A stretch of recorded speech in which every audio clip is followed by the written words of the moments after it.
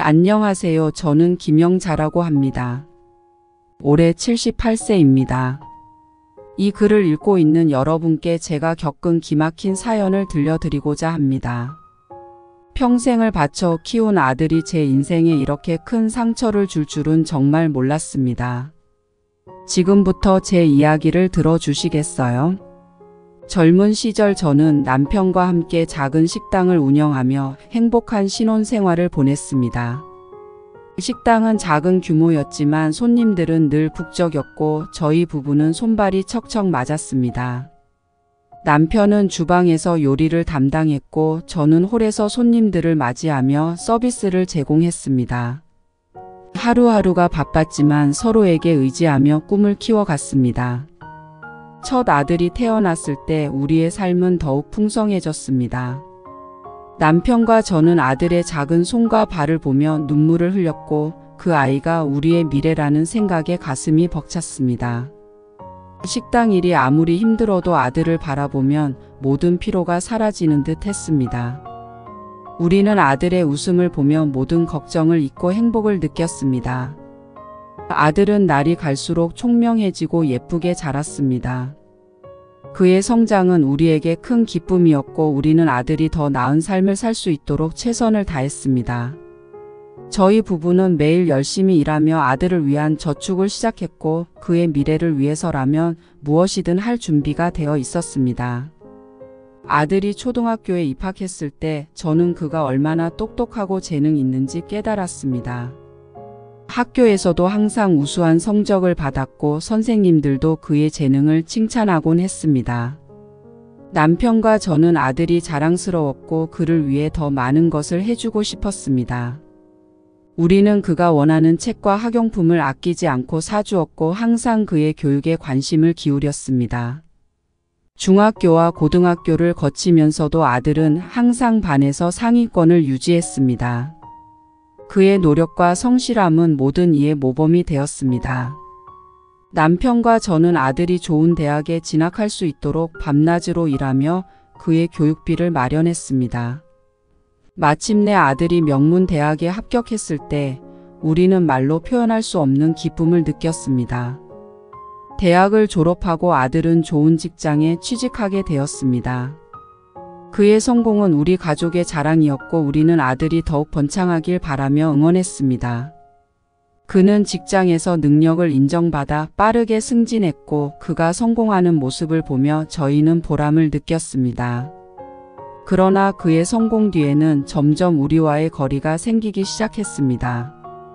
아들이 결혼을 결심했을 때 우리는 며느리를 처음 만났습니다. 처음에는 며느리도 저희를 존경하고 따르는 것처럼 보였습니다. 우리는 그녀를 가족으로 받아들이고 그녀와의 관계를 잘 유지하려고 노력했습니다. 그러나 결혼 후 시간이 지나면서 며느리는 점점 냉랭해지기 시작했습니다. 그녀는 우리와의 소통을 피하고 아들 역시 점점 우리와 거리를 두었습니다. 가족 모임에서도 며느리는 저를 무시하는 듯한 태도를 보였습니다. 명절이나 생일 파티 때도 그녀는 항상 핑계를 대며 일찍 자리를 떠나곤 했습니다. 아들은 그런 며느리를 이해하려고 했지만 저는 점점 소외감을 느끼기 시작했습니다. 가족 모임이 점점 두려워졌고 저는 갈등을 피하기 위해 점점 조용해졌습니다.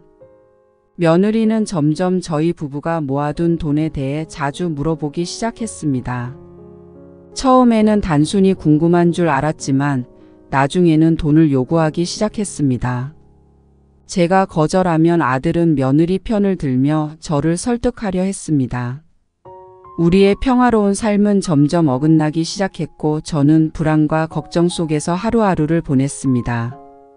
저는 가족 모임을 늘 기다리곤 했습니다. 아들과 며느리, 손자들까지 모두 한자리에 모여 웃고 떠드는 모습을 보면 그나마 삶의 위안을 느낄 수 있었습니다. 그러나 어느 순간부터 가족 모임이 저에게 점점 두려운 일이 되어 갔습니다. 며느리는 언제나 제 말을 무시하고 아들은 그런 며느리를 제지하지 않았습니다.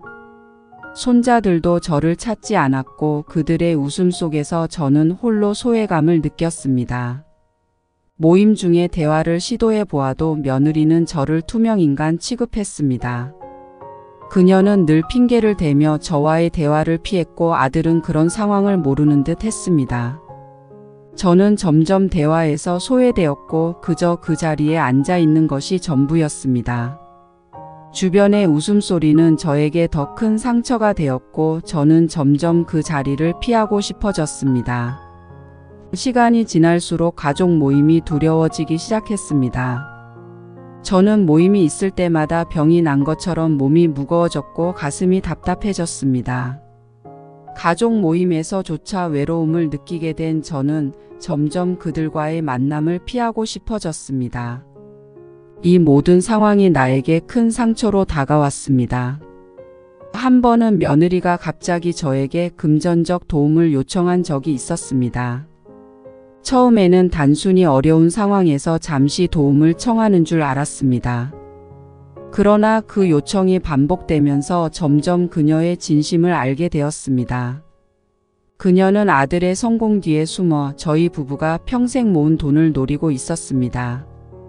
제가 그 요청을 거절하면 그녀는 아들에게 가서 저를 설득하도록 했습니다. 며느리의 금전적 요구는 갈수록 더 노골적이 되었습니다. 처음에는 생활비나 아이들 학비 같은 이유를 댔지만 나중에는 사치품이나 여행 경비까지 요구했습니다. 저는 그런 요구를 도저히 받아들일 수 없었지만 아들은 늘 며느리의 편을 들었습니다. 그는 제가 너무 인색하다고 생각하며 우리 가족의 평화를 위해 돈을 좀 내어놓으라고 했습니다. 이런 갈등은 점점 심각해졌습니다. 저는 며느리의 요구를 거절할 때마다 아들과의 관계가 더 멀어지는 것을 느꼈습니다. 그와의 대화는 점점 줄어들었고 저는 매번 불편한 마음으로 집안일을 하며 눈치를 보았습니다. 며느리와의 갈등은 우리 가족의 평화를 깨뜨리고 저는 점점 더 큰 상처를 받았습니다. 나이가 들면서 건강도 점점 나빠졌습니다. 허리 통증과 관절염이 심해져서 병원에 자주 가야 했습니다. 며느리는 제 건강 상태를 이유로 요양원에 보내야 한다고 주장했습니다. 아들은 처음에는 망설였지만 점점 그녀의 말에 설득당하는 것 같았습니다. 그들은 요양원이 더 나은 환경을 제공할 것이라고 말했지만 저는 그 말이 믿기지 않았습니다. 제 마음속에는 그들이 저를 요양원에 버리려는 생각이 자리 잡았습니다. 어느 날 아들이 저를 병원에 데려가겠다며 준비를 하라고 했습니다. 저는 그가 걱정해주는 마음에 감동했고 병원에서 건강검진을 받을 수 있다는 생각에 안심했습니다. 그러나 집을 나선 후 도착한 곳은 병원이 아니라 요양원이었습니다. 아들은 며느리와 함께 저를 요양원 입구에 데려다 놓고는 며칠 동안만 지낼 곳이라며 저를 안심시키려 했습니다. 저는 혼란스러웠고 무언가 잘못되었다는 것을 직감했습니다. 그 순간 제가 믿어왔던 모든 것이 무너져 내리는 것 같았습니다. 아들과 며느리는 제 눈을 피하며 서둘러 떠났습니다. 저는 그들을 붙잡고 싶었지만 다리가 떨려서 움직일 수가 없었습니다. 요양원 문 앞에 서서 저는 혼자 남았습니다. 그들의 뒷모습이 사라질 때까지 저는 그 자리에 서 있었고 결국 문이 닫히면서 현실을 받아들여야 했습니다. 그 순간의 배신감은 이루 말할 수 없었습니다. 제가 사랑하고 믿었던 아들이 저를 이렇게 버리다니 모든 것이 거짓말이었습니다. 저의 인생은 그 순간부터 완전히 달라졌습니다. 요양원 생활이 시작되면서 저는 더 큰 고통과 외로움을 느껴야 했습니다.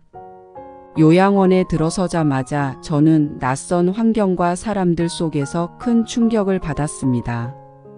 요양원은 깔끔하고 잘 관리된 곳이었지만 그곳은 집이 아니었습니다. 처음으로 들어선 요양원의 복도는 차가웠고 직원들은 바쁘게 움직이며 저를 신경 쓰지 않는 듯 보였습니다. 저는 그저 한 구석에 서서 모든 것을 받아들이려고 애썼습니다. 요양원 직원들은 저를 안내하며 방을 소개했습니다.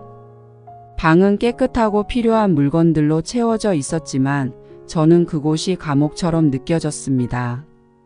낯선 침대와 낯선 냄새, 그리고 낯선 얼굴들 속에서 저는 더욱 고립감을 느꼈습니다.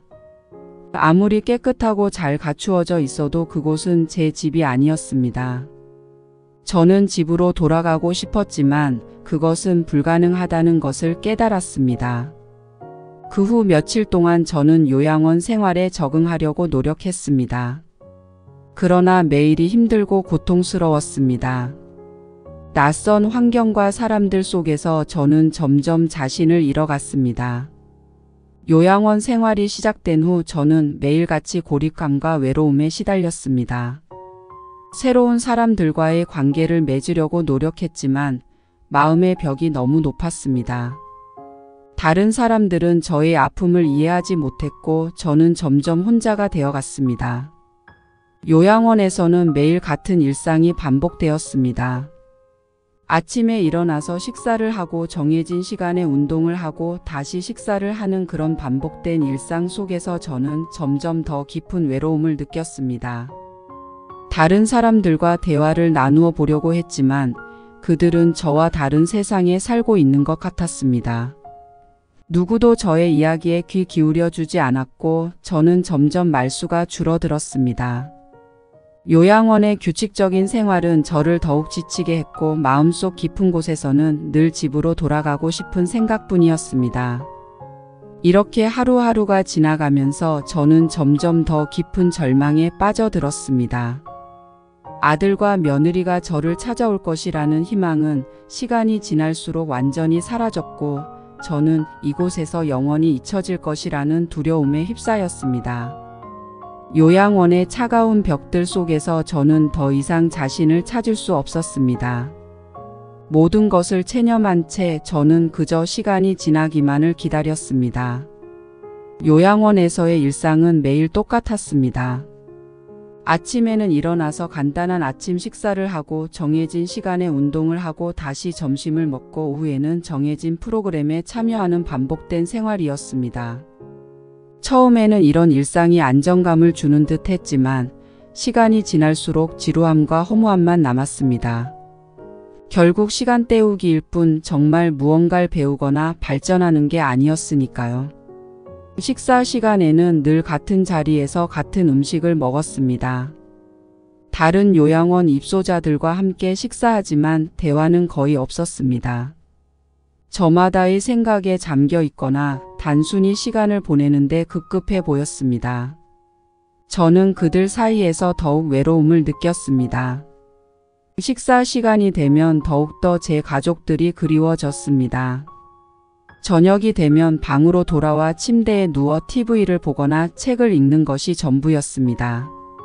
하지만 마음이 불편해서 그런 활동도 집중할 수가 없었습니다. 모든 것이 무의미하게 느껴졌고 하루하루가 지루하게 흘러갔습니다. 이곳에서는 시간이 멈춘 것처럼 느껴졌습니다. 하루가 끝나고 잠자리에 들 때면 내일도 똑같은 하루가 반복될 것이라는 생각에 마음이 무거워졌습니다. 요양원의 창가에 앉아 바깥을 바라보는 시간이 늘어났습니다. 창밖에는 아름다운 정원과 꽃들이 있었지만 그 풍경조차 저를 위로할 수 없었습니다. 저는 바깥 세상과 단절된 채로 누군가 저를 찾아와 주기를 기다렸습니다. 하지만 아들과 며느리는 한 번도 저를 찾아오지 않았습니다. 그들의 얼굴을 다시 볼 수 있을까 하는 희망은 점점 사라져 갔습니다. 매일 창밖을 보며 기다리다 보면 과거에 행복했던 시절이 떠오르곤 했습니다. 젊었을 때 남편과 함께 했던 순간들, 아들이 어렸을 때의 모습, 그 모든 추억들이 저를 더욱 슬프게 만들었습니다. 과거의 기억에 매달리며 위로를 받으려 했지만 그것은 오히려 저를 더 큰 고통으로 몰아넣었습니다. 모든 것이 끝난 것만 같은 절망감에 휩싸였습니다.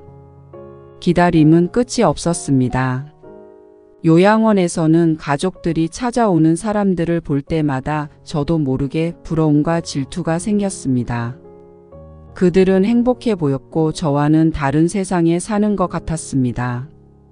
저는 그렇게 창가에 앉아 하루하루를 보내며 희망 없는 기다림 속에서 살아갔습니다. 요양원에서의 생활이 길어질수록 저는 점점 스스로를 잃어갔습니다. 건강도 점점 악화되었고 마음의 상처도 깊어졌습니다. 처음에는 나름대로 긍정적으로 생각하려 했지만 시간이 지날수록 그런 노력도 무의미하게 느껴졌습니다. 저는 점점 더 우울해졌고 더 이상 무엇을 위해 살아가야 할지 모르겠다는 생각이 들었습니다. 한 번은 요양원에서 제공하는 미술치료 프로그램에 참여해 보았습니다. 하지만 그곳에서도 저는 마음을 열 수가 없었습니다. 사회에서 미술치료를 받아보지 못해 정확하게 비교할 수는 없지만 요양원에 방문한 미술치료 선생님은 심드렁해 보였고 그저 시간이 빨리 지나가 퇴근하기만을 바라는 사람으로 보였습니다. 미술치료에 참여하는 대부분의 노인들은 정말 치료를 원하기보다는 그저 그림을 그리며 시간을 때우기 위함이었고 아무도 나를 이해하지 못했습니다. 결국 저는 다른 사람들과 어울리는 것이 불편해졌고 아무리 노력해도 즐거움을 찾을 수 없었습니다. 그저 시간을 때우기 위한 활동에 불과했습니다. 점점 더 깊은 고립감과 외로움에 빠져들었습니다. 스스로를 잃어가는 과정은 너무나 고통스러웠습니다. 제가 누구였는지 무엇을 위해 살아왔는지 모두 잊혀져 가는 것 같았습니다. 지난 삶이 모두 아무런 의미가 없어지는 것 같았습니다. 요양원 생활 속에서 저는 더 이상 제가 아닌 것 같았습니다. 모든 것을 체념한 채 그저 시간이 지나가길 기다리며 살아가는 것뿐이었습니다. 이렇게 저는 점점 더 깊은 어둠 속으로 빠져들었습니다. 요양원에 있는 동안 저는 여러 사람들을 만났습니다. 하지만 그들과의 관계는 늘 어려웠습니다. 각자 자기만의 고통과 외로움에 갇혀 있었기 때문에 마음을 열고 대화하는 것이 쉽지 않았습니다. 처음에는 몇몇 사람들과 이야기를 나누려고 노력했지만 서로의 상처를 건드리는 일만 많아졌습니다. 식당이나 휴게실에서 다른 입소자들과 마주치면 간단한 인사 정도는 했지만 깊은 대화를 나누는 일은 드물었습니다.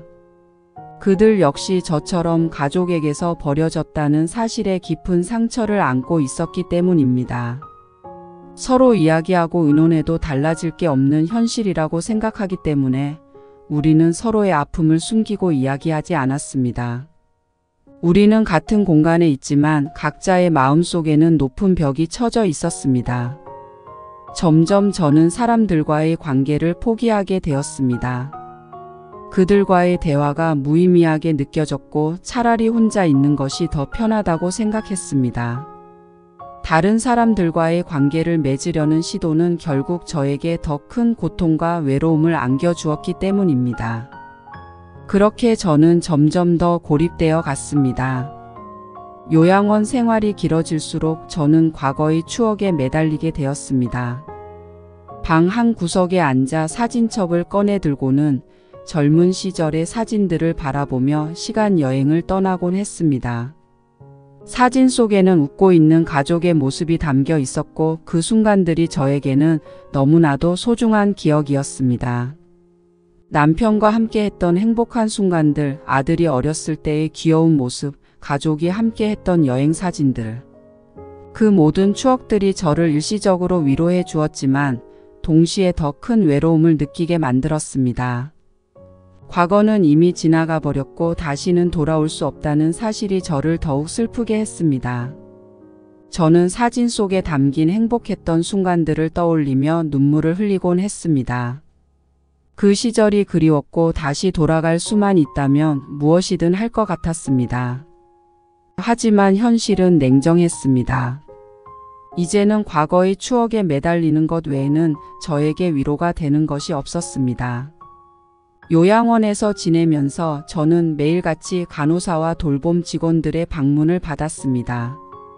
그들은 늘 친절하고 따뜻하게 대하려 노력했지만 저는 그들의 진심을 믿기 어려웠습니다. 그들은 그저 자신의 일을 할 뿐 제 아픔을 이해하려고 하지 않았습니다. 그들은 그저 자신들의 일을 우리가 더 힘들게 만들지 않기만을 바랬습니다. 평소에는 웃으며 친절했지만 무언가 필요하다거나 도와달라는 말을 하면 그들은 불편한 표정을 숨기지 않았습니다. 우리가 스스로 서비스를 해지할 수 없는 이용자라는 걸 잘 알고 있기 때문이었겠죠. 간호사는 매일 제 건강 상태를 체크하며 필요한 것들이 있는지 물어보았습니다. 처음에는 그들의 친절함에 감사했지만 시간이 지날수록 그들의 방문이 점점 부담스럽게 느껴졌습니다. 저는 더 이상 그들에게 기대할 것이 없다고 생각했습니다.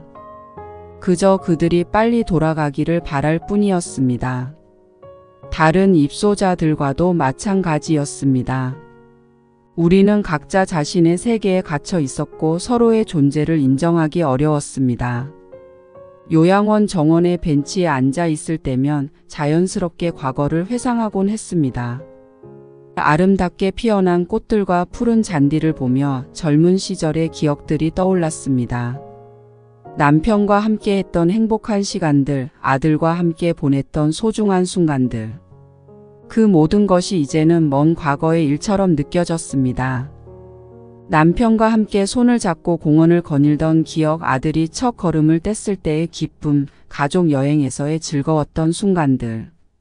그 모든 기억들이 저를 잠시나마 위로해 주었지만 동시에 더 큰 슬픔을 안겨주었습니다. 과거는 돌아올 수 없고 현재의 저는 그저 외로운 노인일 뿐이었습니다. 벤치에 앉아 있는 동안 저는 그저 시간을 때우는 것에 불과했습니다. 과거의 기억에 매달려 위안을 얻으려 했지만 그것은 오히려 저를 더 큰 절망으로 이끌었습니다. 그리운 사람들은 모두 떠나갔고 저는 홀로 남아 그들을 그리워할 수밖에 없었습니다. 저녁이 되면 저는 방으로 돌아와 침대에 누워 하루를 되돌아보았습니다. 그러나 대부분의 시간은 무의미하게 흘러갔고 특별한 일이 없었습니다. 침대에 누워 창밖을 바라보면 저 멀리 보이는 도시의 불빛들이 저를 더욱 고독하게 만들었습니다.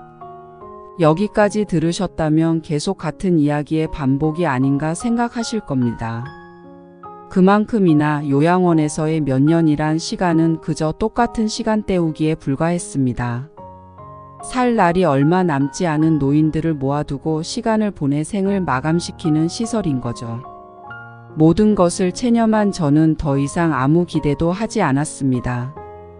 그저 시간이 지나가기만을 바랐습니다. 요양원 생활이 길어지면서 저는 나름대로 스스로를 지키려는 노력을 했습니다. 저는 남은 자존심을 잃지 않으려고 애썼습니다. 매일 아침 일어나서 단정하게 옷을 입고 머리를 빗으며 하루를 준비했습니다. 이 작은 행동들이 제 자신을 지키는 마지막 방법이라고 생각했습니다. 요양원의 일과 속에서도 저는 다른 사람들에게 약한 모습을 보이지 않으려고 노력했습니다. 힘들고 지치는 순간에도 항상 웃음을 잃지 않으려 애썼습니다. 주변 사람들에게는 강한 모습만을 보여주고 싶었기 때문입니다. 그러나 혼자 있을 때는 마음속 깊은 곳에서 우울함과 외로움이 밀려왔습니다. 방 안에서 혼자 있을 때는 가족 사진을 보며 힘을 얻으려 했습니다. 그 사진 속에는 제가 사랑하는 사람들과의 행복한 순간들이 담겨 있었습니다. 그 순간들만이 저에게 위로가 되었습니다. 비록 그들이 지금 제 곁에 없더라도 그 기억들 속에서 저는 잠시나마 힘을 얻을 수 있었습니다. 그러나 시간이 지날수록 저는 점점 자존심마저 무너지는 순간을 맞이하게 되었습니다. 요양원의 생활은 제게 너무도 큰 부담이었고 점점 더 지쳐갔습니다. 간호사들이 방문할 때마다 저는 점점 더 무기력해졌고 그들에게 기대지 않으려고 애쓰던 모습도 사라져갔습니다. 한 번은 몸이 너무 아파 침대에서 일어나기 힘들었을 때 간호사의 도움을 받아야만 했습니다. 그 순간 저는 제 자존심이 완전히 무너지는 것을 느꼈습니다. 제가 이렇게 무기력하게 변해버린 사실이 너무나도 슬펐습니다. 저는 더 이상 스스로를 지킬 수 없는 상황에 놓였습니다. 그 이후로 저는 모든 것에 대해 체념하게 되었습니다. 남은 자존심마저 무너진 채로 저는 그저 요양원의 일과에 맞춰 살아갔습니다. 이제는 무엇을 위해 노력해야 할지조차 모르겠습니다. 모든 것이 무의미하게 느껴졌습니다. 자존심을 지키기 위해 애썼던 그 모든 순간들이 이제는 저를 더 아프게 할 뿐이었습니다. 저는 이제 남은 삶에 대한 회의만이 남았습니다. 더 이상 무엇을 위해 살아가야 할지 모르겠고 모든 것이 끝난 것만 같습니다. 요양원에서의 생활은 저를 점점 더 피폐하게 만들었고 저는 스스로를 잃어갔습니다. 이제는 그저 시간이 흘러가기를 기다리는 것 외에는 아무것도 할 수 없다는 사실이 너무나도 절망적이었습니다. 요양원의 공용 공간에서 다른 입소자들과 함께 앉아 있을 때 저는 그들의 얼굴을 보며 우리의 미래를 생각했습니다. 그들 역시 저와 같은 고통과 외로움을 느끼고 있었고 우리 모두는 그저 시간이 지나가기를 기다리는 것 외에는 아무것도 할 수 없었습니다. 이곳에서의 삶은 더 이상 희망이 없었습니다. 밤이 되면 저는 침대에 누워 창밖을 바라보며 생각에 잠겼습니다. 이제는 더 이상 과거의 기억조차 저에게 위로가 되지 않았습니다. 모든 것이 끝나버린 지금 남은 것은 그저 회의와 절망뿐이었습니다. 저는 그렇게 하루하루를 보내며 모든 것을 체념한 채로 살아갔습니다. 어느 날 저는 방 안에서 누워 창밖을 바라보며 문득 모든 것이 끝났다는 생각이 들었습니다. 더 이상 아무것도 남지 않았다는 사실을 깨달았을 때 저는 그저 조용히 눈을 감고 싶어졌습니다. 이제는 무엇을 위해 살아가야 할지 모르겠고 그저 시간이 흘러가기를 바랄 뿐이었습니다. 밤이 되면 침대에 누워 조용히 잠들기를 기다렸습니다. 그러나 잠은 쉽게 오지 않았고 머릿속에는 여러 가지 생각들이 떠다녔습니다. 과거의 기억들, 현재의 외로움, 그리고 미래에 대한 두려움. 그런 생각들 속에서 저는 점점 더 깊은 체념 속으로 빠져들었습니다. 마침내 저는 모든 것을 체념하고 조용히 마침표를 찍으려 합니다. 이제는 더 이상 아무것도 기대하지 않으며 그저 조용히 시간을 보내고 싶습니다. 제 이야기를 들어주셔서 감사합니다. 부디 여러분은 저와 같은 일을 겪지 않기를 바랍니다.